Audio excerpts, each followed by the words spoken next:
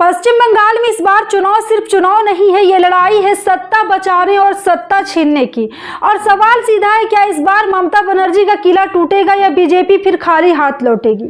पश्चिम बंगाल देश की वो जमीन जहां राजनीति सिर्फ वोट से नहीं, भावना, पहचान और ताकत से तय होती है। एक तरफ है ममता बनर्जी, जिन्होंने पिछले कई सालों से बंगाल की सत्ता पर मजबूत पकड़ बना रखी है, और दूसरी तरफ है नरेंद्र मोदी और अमित शाह की पूरी राजनीतिक मशीनरी, जो बंगाल में कमल खिलाने के मिशन पर लगी हुई है। लेकिन असली सवाल, बंगाल की जनता आखिर चाहती क्या है। दोस्तों जरा याद कीजिए, 2021 का चुनाव पूरा देश देख रहा था। बीजेपी ने पूरी ताकत झोंक दी, रैलियां, रोड शो, बड़े चेहरे, बड़े वादे, लेकिन नतीजा तृणमूल कांग्रेस ने वापसी कर ली। तो क्या इस बार कहानी बदलेगी। अब जमीन पर माहौल अलग दिख रहा है। बीजेपी लगातार आरोप लगा रही है कि भ्रष्टाचार, कट मनी, शिक्षक भर्ती घोटाला, पंचायत हिंसा, सवाल उठता है अगर इतने आरोप है तो जनता नाराज क्यों नहीं दिखती है। पर क्या बंगाल में चुनाव विकास पर होता है या पहचान और क्षेत्रीय भावना पर। आप क्या सोचते हैं, कमेंट में जरूर बताइए। देखिए, तृणमूल कांग्रेस की सबसे बड़ी ताकत क्या है। मजबूत ग्राउंड नेटवर्क, महिला वोट, ब्लैक लोकल नेतृत्व, और सबसे बड़ा फैक्टर ममता बनर्जी की व्यक्तिगत छवि। बंगाल की राजनीति में दीदी सिर्फ नेता नहीं, एक भावनात्मक पहचान बन चुकी है। लेकिन बीजेपी की रणनीति भी कमजोर नहीं है। भारतीय जनता पार्टी पिछले कई सालों से बंगाल में संगठन खड़ा कर रही है।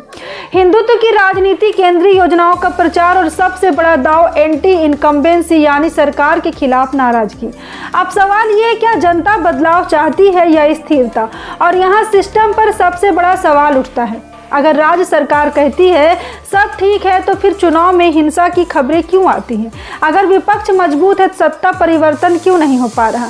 क्या बंगाल में लोकतंत्र पूरी तरह खुला है या राजनीति अभी भी डर और दबाव में चलती है।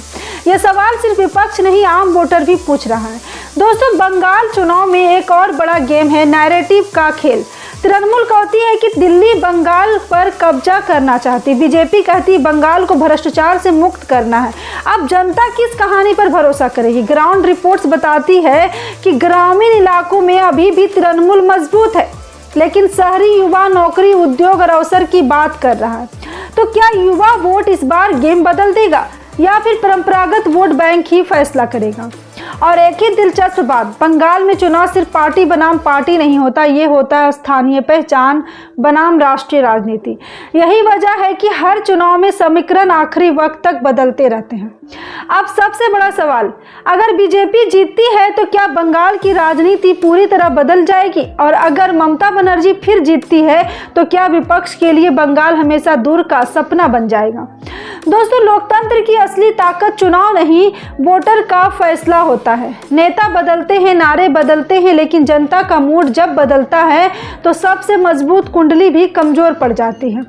तो बताइए, क्या इस बार बंगाल में सत्ता परिवर्तन होगा या फिर दीदी फिर से इतिहास दोहराएगी। आपकी क्या राय है, नीचे कमेंट में जरूर लिखिए, टीएमसी या फिर बीजेपी। अगर आपको ऐसी सीधी बिना घुमाव वाली राजनीति खबरें पसंद है तो वीडियो को लाइक जरूर कीजिए, दोस्तों के साथ शेयर कीजिए और चैनल को सब्सक्राइब कर लीजिए, क्योंकि यहाँ खबर सिर्फ बताई नहीं जाती, समझाई भी जाती है। जय हिंद।